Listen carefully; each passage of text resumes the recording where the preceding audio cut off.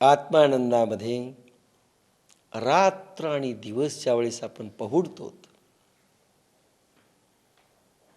त्यावेळेस ते ब्रह्मरसाचं जेवण अखंडितपणे खूप मिळावं अशी आशा, इच्छा, वासना निर्माण होतात. त्या आध्यात्मिक कामना आणि संसारातला पैसा, अडका, इच्छा, वासना, माणसं, व्यक्ती आणि विषय जे आपल्याला भव्य दिव्य वाटतात ते ह्या महासुखावरनं त्या विषयांचे सुख निर्माण करणाऱ्या आशा, इच्छा, आकांक्षा ह्या सर्व ओवाळून टाकाव्यात असं वाटतं. आणि म्हणून तुकोबा म्हणतात, तुझी आणवाहीन गा देवराया, बहु आवडसी जीवा पासोनिया, गोड तुझे रूप, गोड तुझे नाम, देई मज प्रेम सर्व काळ, विठू माऊली हाची वर देई, संचरुणी राही हृदयी माझ्या. बस एकच वरदान दे की माझ्या हृदयात येऊन राहा. कारण मला महाआनंद पाहिजे, मला आत्मानंद पाहिजे. अधिकाधिक गोडी येऊन महासुखांच्या शय्येवर मला झोपायचं. सांडोनिया आशा कुरोंडी अहंभावेशी. महान सुखाची गोडी अधिकाधिक प्रेमाने कशी घेत असतो हे अनुभवाशिवाय कसं कळेल. बाप्पासाहेब लिहितात टिप्पा, काम, इच्छा, आशा, वासना या एकच, याची जोडीला अहंकार असतो. तो फवाऱ्यासारखा अनंत वासना किंवा आशांच्या धारा निर्मितो. येथे निर्विषय झालेल्या शरीरात आत्मसुखधारा एकच असते. कारण शरीर निर्विषय झालेलं आहे. निर्विचारी, निर्विषयी, निर्विकारी, अविकंप, ऊर्ध्वगत असते. ती आत्म्यात लीन व शरण होत असते. आत्मधारा सारख्या वाहतात. सांडोनी आशा कुरोंडी अंभावेसी. अहंकार, मला पाहिजे, माझं आहे, मला विषयी सुख मिळालं पाहिजे, मला ही भावना जाते, माझं ही भावना जाते. आणि साध्या सुखाची, मरक्या सुखाची भावना जाते. आणि त्या महासुख मिळाल्यानंतर माझं मी पण पहिल्यांदा संपतं.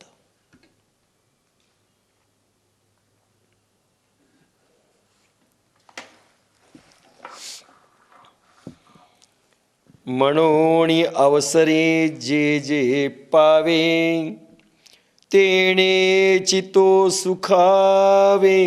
वा, किती बारकावा आहे. जया आपुले आणि परावे दोन्ही नाही. पा कसा असतो तो माणूस जो निष्कर्मी झाला, जो आकर्मी झाला, अखंडित पहुडलाय, आत्मबोधाच्या जेवण, आत्मबोधाचं जेवण अखंडितपणे जेवतोय आणि अधिकाधिक वाढावी आणि महासुखावर ते पहुडावं असं ज्याला सतत वाटतंय तो काय करतो.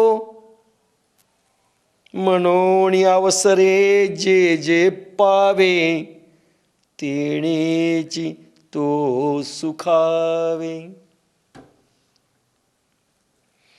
तो निरंतर आत्मसुख भोगण्यात बुडालेला असल्यामुळे शरीर रक्षणासाठी त्यावेळेस जे जे मिळेल त्यात तो सुखी होतो.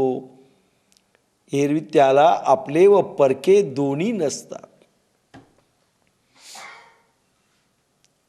म्हणून शरीरी उदास, फळभोगी निरास, ते पुन्हा इथे दिलंय. शरीर जगवण्याकरिता तो जगत नाही, आत्मबोधाचा अनुभव घेण्याकरिता शरीर माध्यम आहे, म्हणून तो जगतोय. आणि त्या जगवण्याकरिता त्याला जे मिळेल त्याच्यात तो संतोष मानतो. लक्षात घ्या, ज्या ज्या वेळेस जे जे मिळेल त्याच्याच तो संतुष्ट राहतो. अरे महासामर्थ्याचे मेरुमणी रामदास स्वामी ज्यावेळेस त्या बाईकडे जातात, भिक्षाम देही म्हणतात, उदाहरण अनेकदा आलंय, आणि ती भिक्षा देत नाही, आणि हे गोसावड्या काय मागायला आलास म्हणून पोत्र जे हातातलं आहे, सारवण करत असताना जे पोत्र असतं ते कपडा जो शेणामध्ये बुडवलेला असतो तोच अंगावर फेकला, घेऊन जाय म्हणले साधुड्या. प्रसन्न आहेत रामदास स्वामी. बस मिळाली म्हणले भिक्षा. शिष्य म्हणाले, आता हे खायचं का, हे जेवण आहे? आपले गुरुजी राग मारतोच म्हणले आम्ही त्याच्या सगळ्या घरदाराला, कारण सगळे पहिलवान होते. 1000 दंड बैठका जर रामदास काढत असतील तर हे काही कमी नव्हते. 100 तर एक जण नक्की काढीत असेल. नाही म्हणले, अरे ही दक्षिणा आहे. त्या बाईनं दिलं, अजून काय पाहिजे? ते म्हणे याचं काय करायचं? चला म्हणले. गोदा तटी गेले. रामदासांनी कपडा धुतला आणि म्हणाले, लंगोटी तर दिली. अरे याचा विचार कोणी केलाय का म्हणले? आपल्याला लोक जेवायला देतात, लंगोटी देतात का? कपडा गिपडा. त्या बाईनं तो विचार करून दिलाय. लक्षात घ्या, म्हणून अवसरे जे जे पावे, ज्या ज्या वेळी जे जे मिळेल आनंदाने, ठीक आहे, जे मिळालं ते मिळालं, तेणे चित्तो सुखावे. नाही मिळालं तरी सुखी. मी म्हटलं ना, स्वामी विवेकानंद दरभंगा स्टेशनवर ते गेले असताना 3 दिवस त्या प्लॅटफॉर्मवर ते लोक येत चर्चा करीत, सकाळी 8 पासनं ते रात्री 11-12 पर्यंत, पण कोणी जेवायला विचारलं नाही. आणि 3 दिवसानंतर एक हमाल पाहतो, स्वामी जी आपने कुछ खाया नहीं, किसी ने भी आपको डबा ला के दिया नहीं. हो म्हणे, नाही खाल्लं रे. उनको मालूम नहीं, वो ज्ञान के भूखे थे, मगर मुझे भूख लगती है, मुझे भी प्यास लगती है, उन्हें मालूम नहीं है. आणि शेवटी त्यांनी तो डबा दिला आणि यांनी खाल्ला. आता मी स्वामी विवेकानंद अमेरिकेहून जाऊन आलो, नो. म्हणून अवसरे जे जे पावे. शिखांचे धर्मगुरू गुरु नानक, हे गुरु नानक एका खेड्यात गेले, आणि खेड्यात गेल्यानंतर एका अछूत माणसाच्या घरी घुसले, गरीबाच्या. काय दे म्हणले, तुझजवळ जे असेल ते. त्याच्याजवळची शिळी भाकरी त्यांनी काढली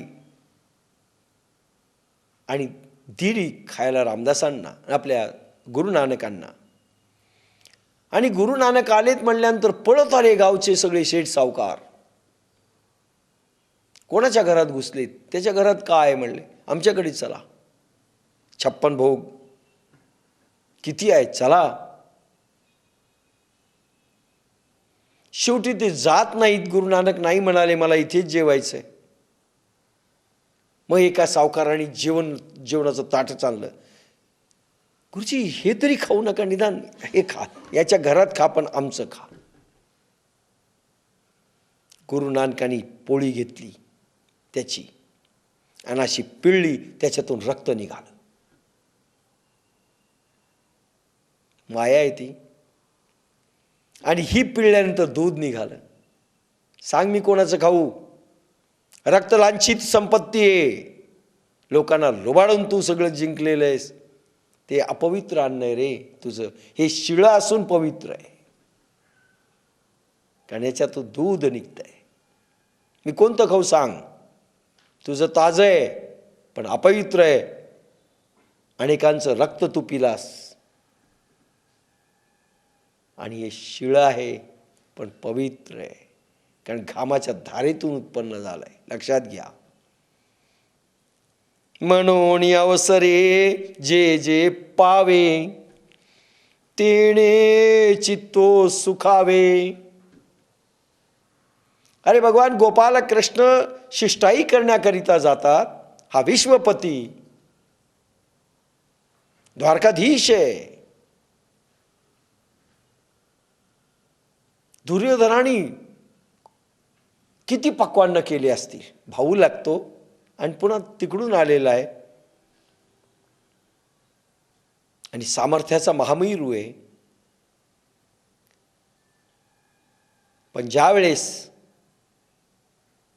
नाही जेवायचं म्हणले तुझ्या घरी, विदुरांच्याकडे गेले आणि विदुरांची पत्नीनं, विदुर घरी नव्हते, केळाचे सालपट देत होती. कारण आत्मबोधात ती इतकी पोहडली की भगवानाले भान राहिले नाही. पाय एखादा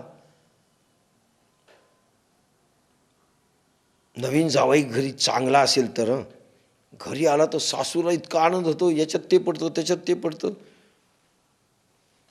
चालता चालताच पडते ती, आनंद होतो. आणि एखादा सत्पुरुष कधी न येणारा जर घरी आला, आनंदाचं उधाण येत असतं त्या घरी.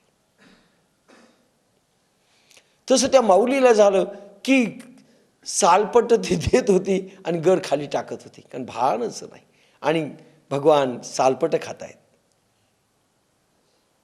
ज्यावेळेस विदूर आले आणि पाहिलं काय सोंग चाललंय, सालपट केळीचे खातायत आणि गर खाली पडतोय केळीचा.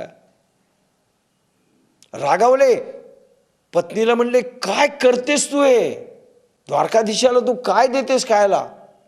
मग ती भानावर आली, पाहते तर सालपट नाहीत, केळीचा ढीक पडला, सालपट पोटात श्रीकृष्णाच्या.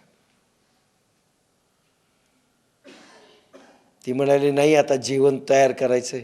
अरे अरे अरे अरे, भगवान कृष्णाचं वाक्य आहे, विदुरा घात केला असतो.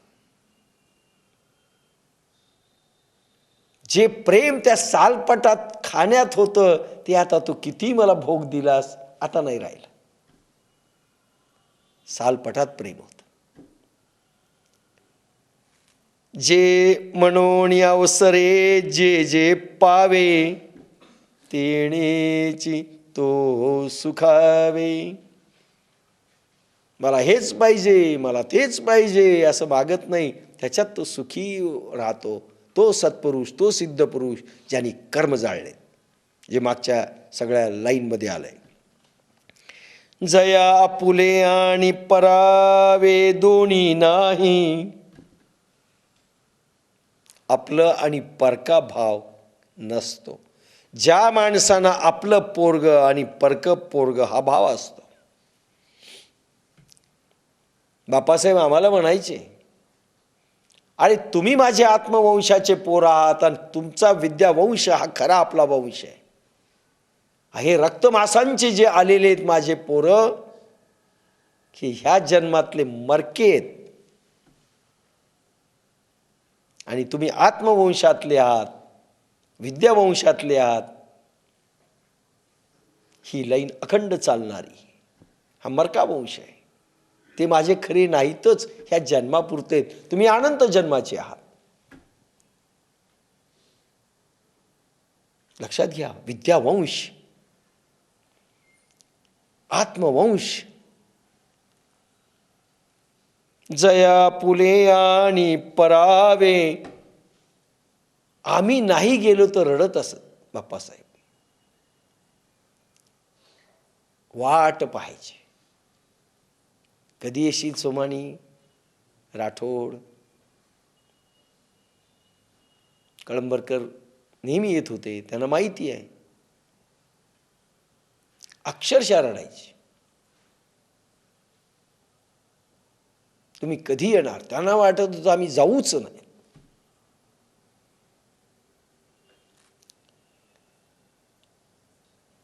कधीही पोरीला विचारलं नाही, पोराला विचारलं नाही, कोणालाही नाही. जितकं प्रेम त्यांनी आमच्यावर केलं.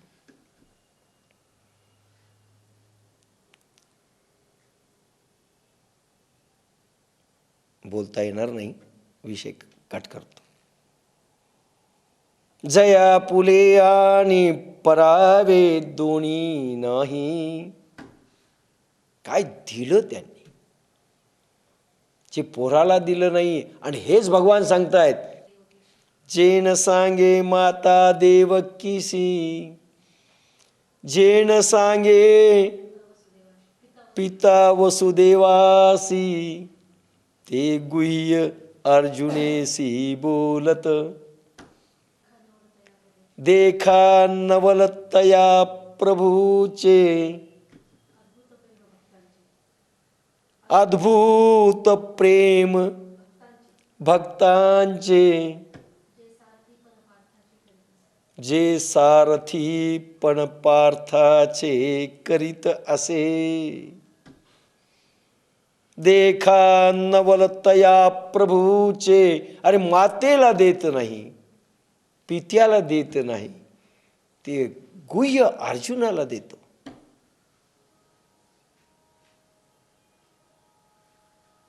आणि पार्थाचा सारथी होतो, घोडे धुतो. अजून काय पाहिजे. आणि किती प्रेम आहे भक्तांचं. जया पुले आणि परावे दोन्ही नाही. अजून मी माझ्या पोराला दिलेलं नाही. हा योग विनोदाने देखील नाही, पोरींनाही नाही. अध्यात्म लाईनमध्ये हा भेद आपण करू शकत नाही. आणि ज्यांचा व्यवहारामध्ये हा भेद नसतो ते पात्र असतात. ज्यावेळेस विनोबा भावे लहान होते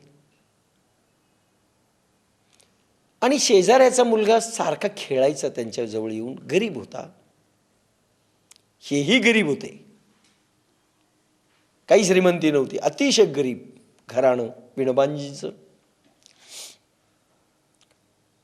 ती बाई गावाला गेली काही दिवस, आपल्या बाळाला सोडून गेली आपल्या विनोबा भावेंच्या घरी. विनोबाजींची माता स्वयंपाक करी, गरिबी होती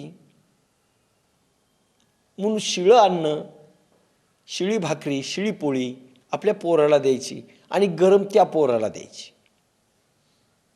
पहिल्या दिवशी सहन केलं विनोबानी, म्हटले जाऊ द्या, झालं नसेल दिलं. संध्याकाळी तसंच, दुसऱ्या दिवशी तसंच झाल्यानंतर ते आईला म्हणले, रात्रीची तू मला देतेस आणि त्या पोराला गरम करून देतेस, हा भाव तुझा काय दर्शवितो. विनोबाजींना जे उत्तर दिलं ना मातेनी, कोरून ठेवण्यासारखं आहे. अरे तो मुलगा आहे ना, अतिथी देवो भव, अतिथी म्हणून आपल्या घरात आलेला आहे, तो देव आहे. त्याला असं दिलं तर देव नाराज नाही का होणार. त्याच्या रूपात तो अतिथी आलेला आहे, तो देव म्हणून आहे. प्रभू नाराज होईल. तुला दिलं तर प्रभू नाराज नाही होणार, पण त्याला जर मी तसं दिलं तर प्रभू नाराज होईल. अतिथी देवो भव. त्यावेळेस ते विनोबा इतके मोठे घडलेत.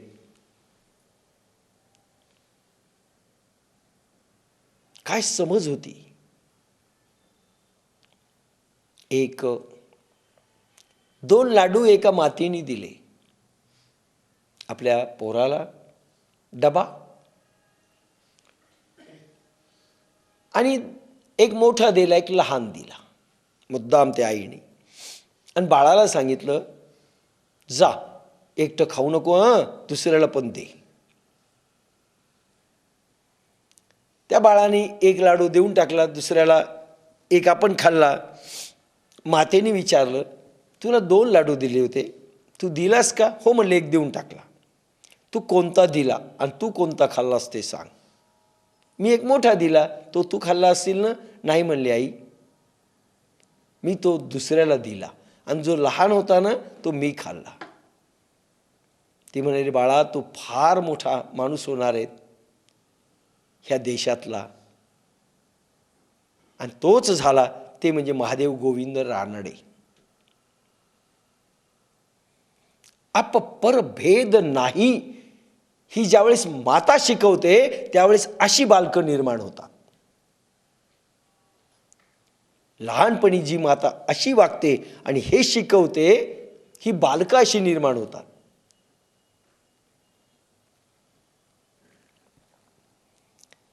आणि ह्या संताजवळ तर अपपर भेदच नसतो. आपला आणि परका हा भाव नाही असं निर्माण होतं. आणि जे मिळतं त्याच्यावर ते सुखी असतात, सुखी असतात. हे कोण? ज्यांचे कर्म जळालेत, ज्यांनी कर्म जाळलेत, जे निष्कर्मी झालेले आहेत आणि जे अखंड ब्रह्मरसाचं जेवण जेवतायत आणि पहुडलेले आहेत, त्यांचं वागणं असं असतं. आणि ज्यांचं वागणं असं नसतं ते गेले कामात.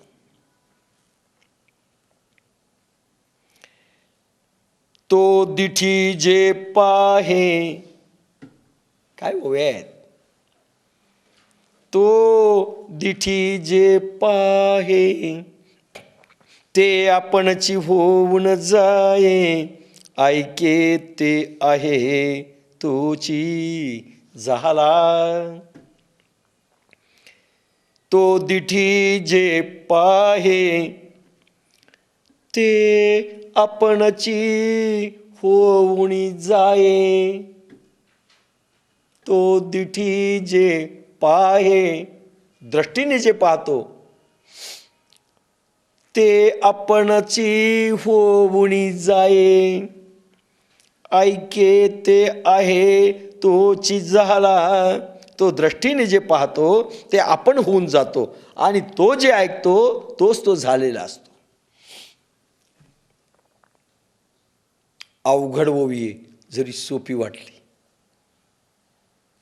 अनुभवाला अतिशय अवघड आहे. पर भेद केव्हा नसतो. हा विश्वाकार केव्हा होतो, हा तीर्थंकर केव्हा होतो. तो दिठी जे पाहे, दृष्टीला जे पाहतो हे तुम्हाला लोकप्रिय व्हायचं असेल व्यवहारात, सुरुवात ह्या ओवीपासून झाली पाहिजे. तुम्हाला असंख्य लोकांचं प्रेम घ्यावं असं वाटत असेल, अनेकांनी तुमच्यावर ते प्रेम करावं असं वाटत असेल, लक्षात घ्या मी काय म्हणतोय. योगी असा की भोगी असा, ईश्वराला माना की नका मानू, पण तुम्हाला जर व्यवहारात शत्रुभावही मित्रभावामध्ये रूपांतरित झाला पाहिजे असं जर वाटत असेल, शत्रू देखील मित्र झाले पाहिजेत असं वाटत असेल, असंख्याने आम्हाला प्रेम करावं असं वाटत असेल, तर ह्या ओवीची लाईन लक्षात घ्या. तो दिठी जे पाहे ते आपणची होऊनी ठाये, होऊनी जाये. पुढे ते आपणची होऊनी जाये, ऐके ते आहे तोची झाला. सुरुवात इथून होते, एंड इथे. सुरुवात कुठून होते? लोकांचं बोलणं लोकप्रिय कोण होतो माहिती आहे का? कोणाचा सहवास आवश्यक आणि हवासा वाटतो? जो माणूस दुसऱ्याचं बोलणं प्रेमाने, आनंदाने, उत्साहाने ऐकून घेतो. लक्षात घ्या. काय म्हटलं मी? पोरगपा किती खुश होतं, हे चुपस रे असं म्हणलंय. तो जर काही बोलत असेल ना, फाटकं तुकडं, तुटकं वाकडं तिकडं, बोल बोबडे, तर आनंदाने ऐका. असं बापरे, तुला काय दिसलं त्याच्यात इंटरेस्ट घ्या. यू इन्व्हॉल्व त्याच्या बोलण्यात. त्याला समजा काही दिसलं असेल, तो लहान मुलगा म्हणतो येतो, मला की नाही कुत्रं दिसलं आणि फॉ फॉ फॉ करत होता. तो इतक्या आनंदात सांगतो, ते म्हणतात कुत्रं, मूर्खा चल. पण त्याला तुम्ही सांग, बापरे किती मोठं होतं, असं होतं, असं भुंकत होतं, मी नाही भिलो. आणि आपण त्याच्यात इंटरेस्टिंग, जसं काय फार मोठी गोष्ट आहे ती, कुत्रं त्याचं भुंकणं, त्याला दाखवा. त्याला किती आनंद वाटतो, तो तुम्हाला सोडत नाही. म्हणून एखादा कोणी आला, मित्र आला, मैत्रीण आली, नातेवाईक आला, कोणी आलं, त्याला जे इंटरेस्टिंग आहे तो सांगत बसला, ऐकून घ्या. सांग, तोंड असं हेंगाडून नाही. ते सांगितलंय सोमानीनं ऐकायचं, बोल, आणि आटोप पट पट पट पट पट पट. असं नाही, अगदी मख्ख चेहरे करून नाही. डॉक्टरांनी देखील प्रसन्न असलं पाहिजे. काल डॉक्टर संचेतीचं पाहिलं मी. याच्यापैकी कोण होतं बरोबर? कोणीच नाही. डॉक्टर संचेती फार अगदी त्यांचं बोलणं, त्यांचं उठणं, त्यांचं बसणं, बोलणं गोड. बसा खाली. आधी तुम्हाला यू इन्व्हॉल्व. तो जो सांगतोय ते जसं काय इतकं तुम्हाला इंटरेस्टिंग विषय तो असला पाहिजे, तुमच्या मनातून नाही, वरून. वा वा वा, सांगा सांगा, असं मध्ये तोडू नका त्याला. आणि पूर्ण ऐकून घ्या.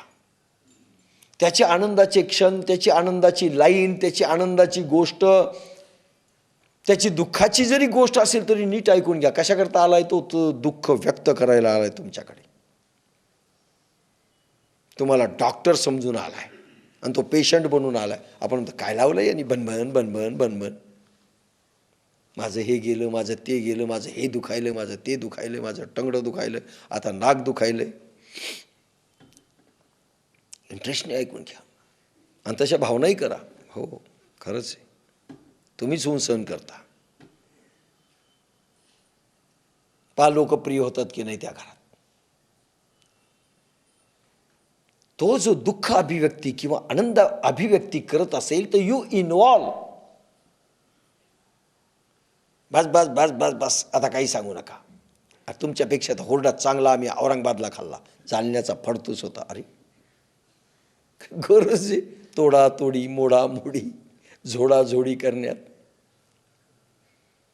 तुम्हाला काय भूषण वाटतं की तुमचं पोरगं 91% आलं आणि ते फलाण्याचं पोरगं 99% आलं? काही गरज?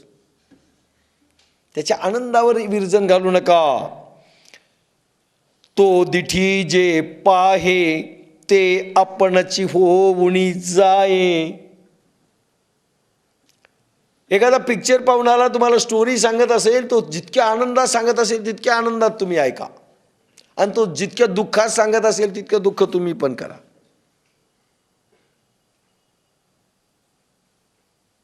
तेच ते होऊन जा. ज्यावेळेस तेच ते होऊन जातात त्याची शेवटची स्थिती सांगतो भगवान ज्ञानेश्वर महाराज. पैठणला गेले आणि पैठणच्या ब्राह्मणांनी ज्यावेळेस सांगितलं, ठीक आहे वेद बोलले असतील, तुम्ही पाठीवर हात ठेवला, तुम्ही जादूगार आहात, त्याच्यामुळे तो वेद बोलला, रेडा. पण आता मी रेड्याच्या पाठीवर ते चाबूक मारतो, तुमच्या पाठीवर ओळ म्हटला पाहिजे. लक्षात घ्या काय म्हटलं. तुमच्या पाठीवर नाही, रेड्याच्या पाठीवर मारतो, तुमच्या पाठीवर म्हटलं पाहिजे. यस म्हणाले. किती भावनात्मक इन्व्हॉल्व होण्याची शक्ती असेल पहा. आणि त्याच्यासाठी किती धडे त्यांनी गिरवले असतील की त्याच्या पाठीवर मारल्यानंतर स्वतःच्या पाठीवर ओळ उमटून दाखवले.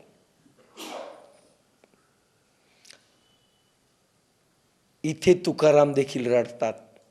बुडते जन न देखवे या डोळा. सगळे लोक आज अध्यात्माच्या विरुद्ध वागतायत आणि नरकात जाण्याच्या तयाऱ्या करतायत.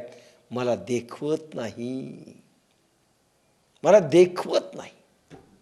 म्हणजे रडत असतील एकांतामध्ये. शिर्डीचे साईबाबा रडले अनेक जणांसाठी, स्वतःसाठी नाही. करुणेचे महासागर असतात, ते रडतात. बुद्धांची करुणा महासागर असतात. आणि मग जगाच्या कल्याणाकरता ते निघतात. किती कष्ट हो, कारण दुःखामध्ये त्यांना इतकं रडू येतं की ते दुःख आपल्या अंगावर घेऊन जसं काय त्याला बाजूला सारायचं असे त्यांच्या भावना होतात.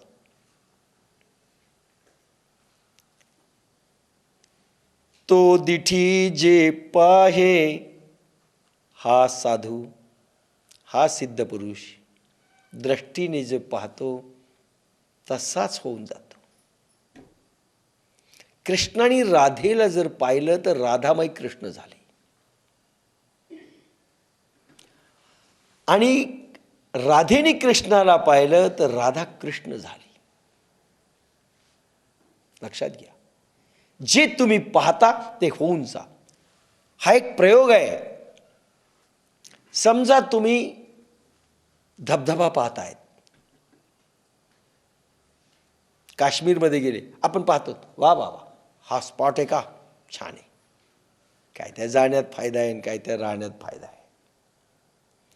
समजा झुळझुळ झुळझुळ झुळझुळ असा काय धबधबा पडतोय खाली, सुंदर अशी सूर्यांची किरणं पडतायत, बर्फासारखं ते पाणी दिसतंय. जे तुम्ही पाहता ते होऊन जा. म्हणजे त्याच्यामध्ये इतके रममान व्हात की तुम्हीच धबधबा झालात. लक्षात घ्या. आयडेंटिफिकेशन, इतकं इन्व्हॉल्वमेंट, त्याचा आत्मा किंवा त्या धारा म्हणजे तुम्ही आहात, तुम्हीच पडतायत खाली. तर कसं कॉन्सन्ट्रेशन आणि ध्यान करावं लागेल पहा. असं शेवटी प्रभूवर करत असताना प्रभूमय झालं पाहिजे. आपण आपल्याला संपलं पाहिजे. ज्यावेळेस त्या धारा वाहताना दिसत आहेत त्यावेळेस त्याच दिसल्या पाहिजे आणि तुम्ही धारा झालं पाहिजे आणि तुमचं अस्तित्व संपलं पाहिजे. भक्तियोगाची सुरुवात एक उरला पाहिजे.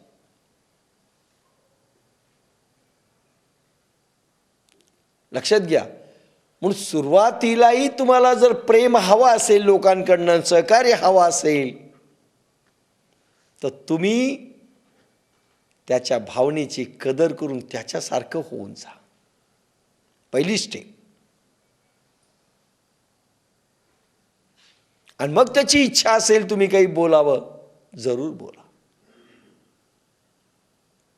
तोही तुमच्या भावनेशी एकरूप होण्याकरिता तुम्ही त्याच्या भावनेशी एकरूप झालं पाहिजे. लक्षात घ्या काय म्हटलं. तुम्ही जोपर्यंत त्याच्या भावनेशी एकरूप होत नाही तोपर्यंत तुमच्या विषयीची आत्मीयता त्याच्या मनात निर्माण होणार नाही.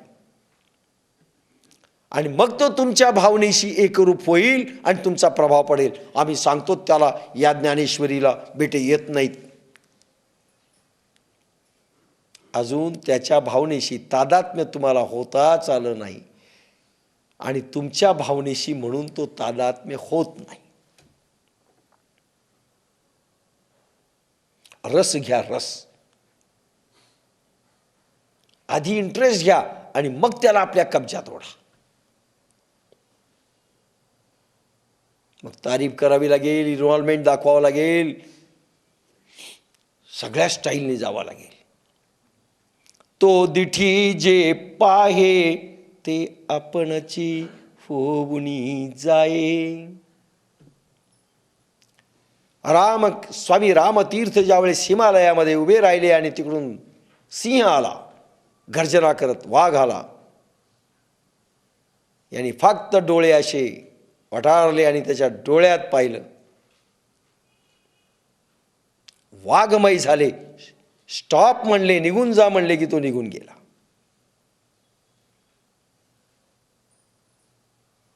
त्याच्यात इन्व्हॉल्व होता आलं पाहिजे, त्याच्या भावनेशी समरस होता आलं पाहिजे, त्याच्या दृष्टीशी समरस होता आलं पाहिजे आणि आपण ट्रान्समिट झालं पाहिजे, त्याच्यामध्ये घुसलं पाहिजे, त्याच्यामध्ये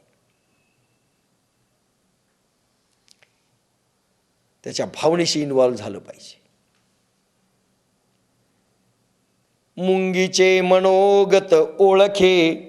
मुंगीच्या मनातलं काय चालतं ज्या दिवशी तुम्हाला ओळखायचं असेल तर तिच्या मनामध्ये घुसता आलं पाहिजे. भावनात्मक रीतीनं हा प्रयोग असा केला पाहिजे. झाडाकडे पाहतोय, झाडच होऊन असं वाटलं पाहिजे मीच झाड झालोय, बस.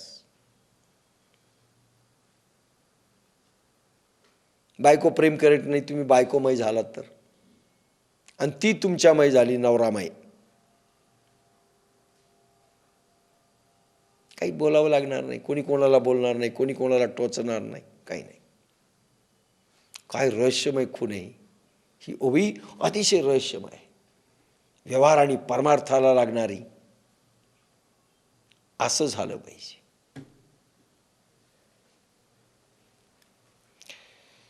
तो दिठी जे पाहे ते आपणची होऊनी जाये. म्हणून जे जे सत्पुरुष पेशंटची सेवा करायला गेले त्यांनी त्यांची महारोग्याची सेवा देखील यांनी केली. कोण? रमण महर्षी.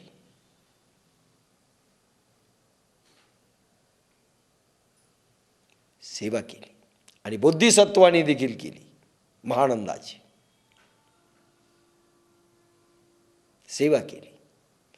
आत्मांश जीव सारे जाणू वागू प्रेम भरे. बाप्पासाहेब म्हणतात आत्मांश जीव सारे, आपल्याच आत्म्याचे अंश आहेत. ही भावना नंतर निर्माण होते. त्याचा आत्मा आणि माझा आत्मा एक आहे. दोघही साखरेची खेळणी आहोत, दोघही चैतन्याची खेळणी आहोत, दोन नाहीत. त्याला झालेलं दुःख माझं आणि मला झालेलं दुःख त्याचं. कोणाचंही दुःख झालं दुसरा रडला पाहिजे. एका पायाला काटा टोचला तर डोळा रडतो की नाही हो? का डोळ्याला टोचलाय काटा? दुःख कोणाला होतं? पायाला होतं तर अभिव्यक्त प्रत्येक इंद्रिय करतं पावे आपल्या आपल्या पद्धतीत. हे इन्व्हॉल्वमेंट झालं पाहिजे. तुका म्हणे एका देहाचे अवयव,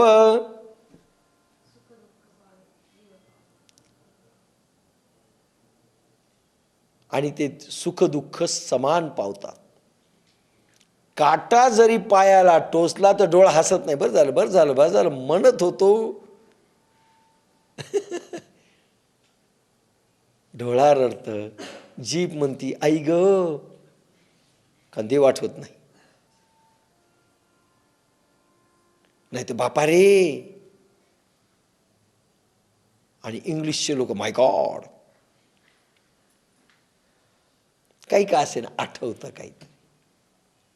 प्रत्येक इंद्रिय इन्व्हॉल्व होतं. पायाला जरी ठेस लागली, ठसका लागला, तर सगळ्या इंद्रियामधून दुःख वेदना व्यक्त होतात. प्रत्येकजण ते दुःख माझं आहे म्हणून समजतात. म्हणून एकाला साधकाला जरी दुःख झालं, सगळ्याला झालं पाहिजे. म्हणजे सगळी रडत बसली पाहिजे असं नाही अर्थ.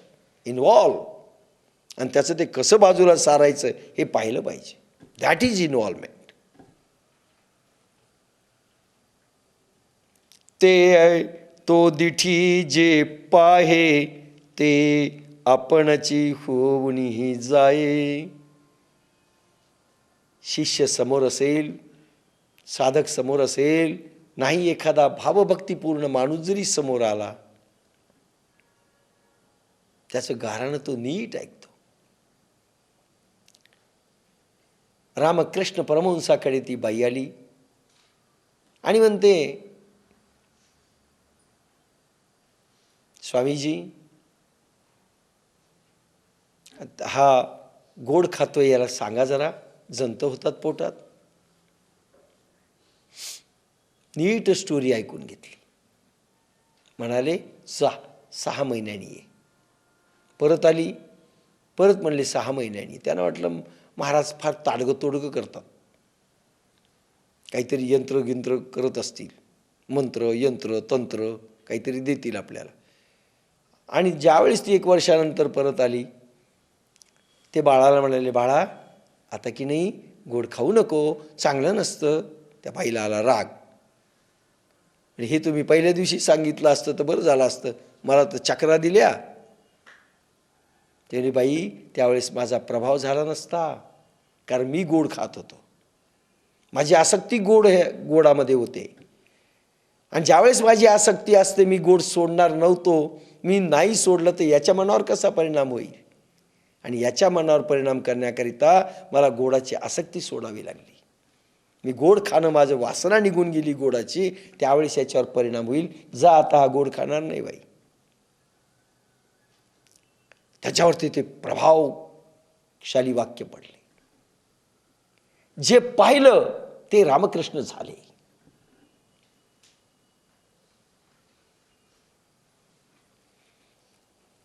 ते आपणची होऊन जाये, ऐके ते आहे तोची झाला. जे ऐकलं ते तो झाला.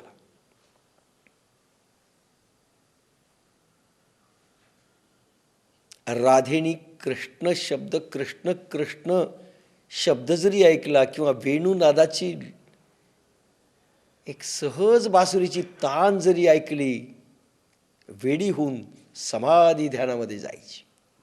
आणि तेच गोपिकांचे हाल व्हायचे.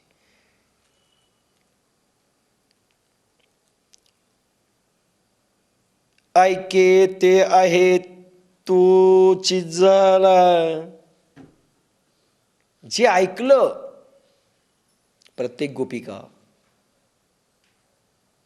कृष्ण असे वाकडे उभं राहून ज्यावेळेस मुरली वाजवायचे ना, आणि या गोपिका एवढ्या विसरायच्या, इन्व्हॉल्व व्हायच्या त्या कृष्णामध्ये. कोणी अशीच वाकडी व्हायची, कोणी कृष्ण बनायची, कोणी राधा, आणि अशी मुरली वाजवायची, इमॅजिनरी मुरली. जे ऐकलं ते होऊन ठेले. लक्षात घ्या, जे ऐकलं ते होऊन ठेवले. असं जर होता आलं तर समजायचं आपलं परिपक्व अवस्था प्राप्त झाली.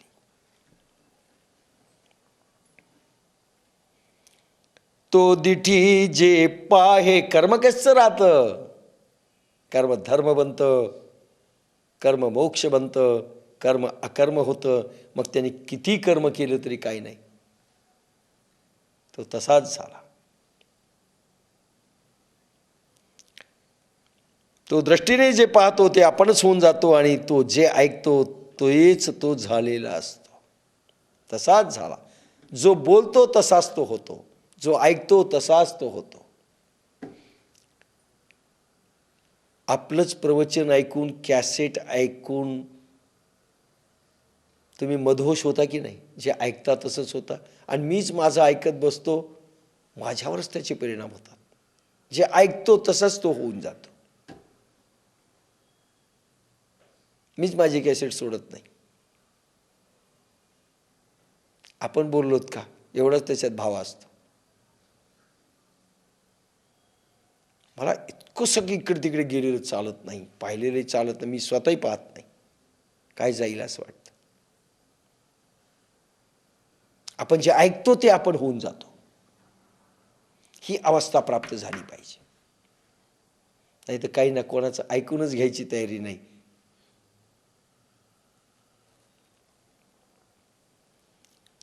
चरणी हण चाले मुखे जे जे बोले. वा, ऐसे चेष्टा जात ते तुले आपणची जो.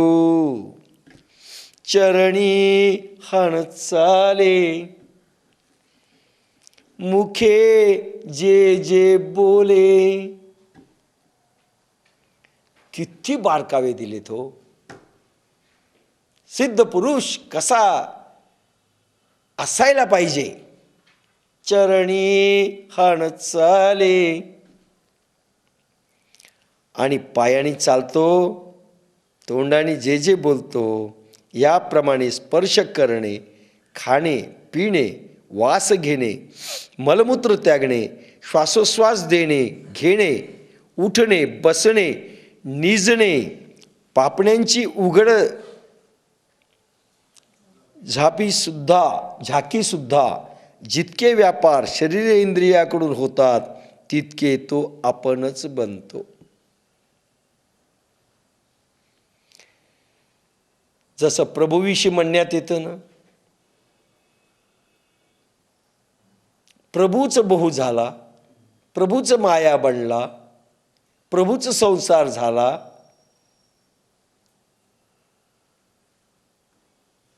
तो साखरेची खेळणी बनला, तोच साखर बनला, तोच ब्रह्म बनला, तोच सगुण बनला, तोच निर्गुण बनला. म्हणून तर ज्ञानेश्वर म्हणतात, तुझ सगुण म्हणो की निर्गुण रे. काय म्हणा. चरणी हण चले, पायाने तो चालत असेल तरी त्याची चाल म्हणजे तोच बनला. चालत असताना चालीकडेच तो पाहतो आणि तो चाल बनला. लक्षात घ्या, you involve in every actions. इथं तो अभ्यास करतो तर त्याच्यामध्ये इन्व्हॉल्वमेंट नाही आहे, साधना करतोय त्याच्यात आपली इन्व्हॉल्वमेंट नाही आहे, प्रभूच्या समोर ध्यान करतोय त्याच्यामध्ये आपली इन्व्हॉल्वमेंट नाही आहे, आणि मन लागत नाही म्हणून पुन्हा आपण उभा राहतो. लक्षात घ्या, आपली चाल, जसं चाल दुसरा कोणी नाही, मीच चाल बनलो. एक काम एक विचार, ही भाषा पहा आपली. तेच तुम्ही बनून जा.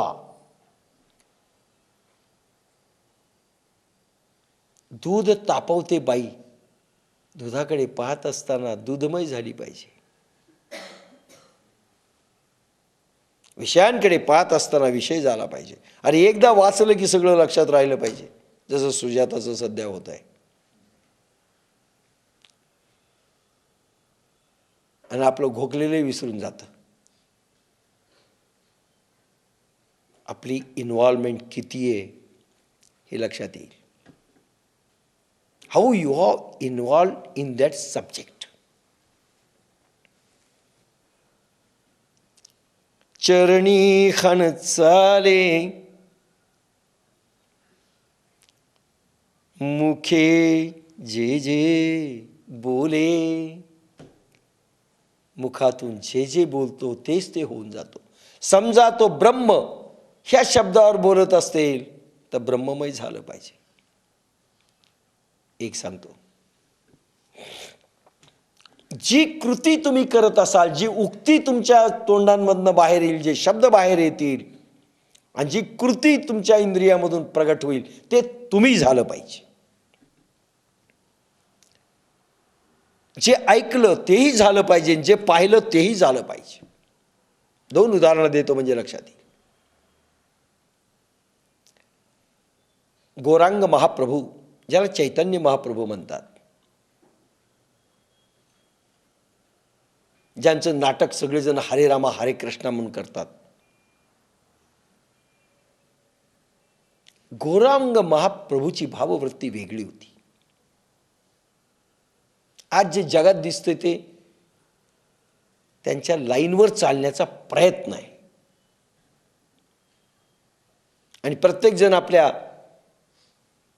एखादा संत मांडलाय त्याच्या लाईनवर त्या ढंगाने चालण्याचा प्रयत्न करतो.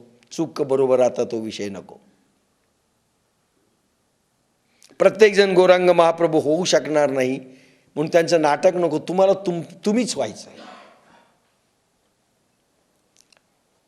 एकदा बाजारामध्ये हे चैतन्य महाप्रभू उभा राहिले.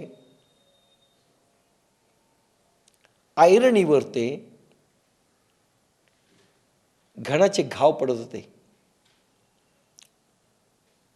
टक टक टक टक टक किंवा सोनार असा हातोडी चालवत होता. टक टक टक टक. ते ऐकल्यानंतर टक टक टक टक टक टक टक टक करायला लागले की तिथेच बाजारात नाचायला लागले. यांना टाळाचा झंकार वाटला. जे ऐकलं ते झाले. होऊन जायचे. रामकृष्णांना लग्नाला जाण्याची बंदी घातली होती सगळ्यांनी. काय भानगड होऊन बसेल काही सांगता येत नाही. पण एका शिष्याने फारच आग्रह धरला, नाही नाही नाही तुम्ही आलंच पाहिजे. चला म्हणले आलं पाहिजे. गेले. गेल्यानंतर त्या ठिकाणी मंगलाष्टक होत असताना एक शब्द आला.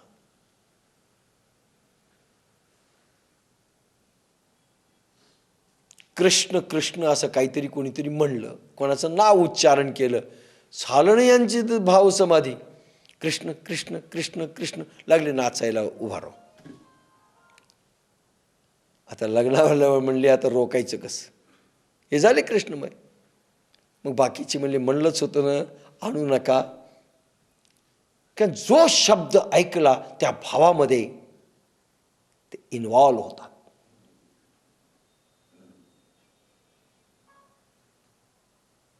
वृंदावनामध्ये अनेक साधू राधा शब्दांचा उच्चार झाला तरी राधे राधे बस भाव समाधी लागते आणि राधे राधे करून धुंद होतात, बेधुंद होतात. जसा उद्धव बेधुंद झाला.